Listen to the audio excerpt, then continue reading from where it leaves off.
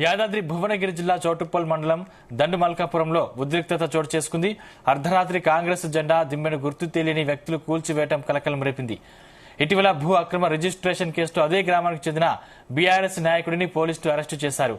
జెండా దిమ్మను కూల్చేసింది ఆ పార్టీ కార్యకర్తల పనేనని కాంగ్రెస్ నాయకులు ఆరోపిస్తున్నారు. కేసు నమోదు చేసిన పోలీసులు విచారణ చేపట్టారు.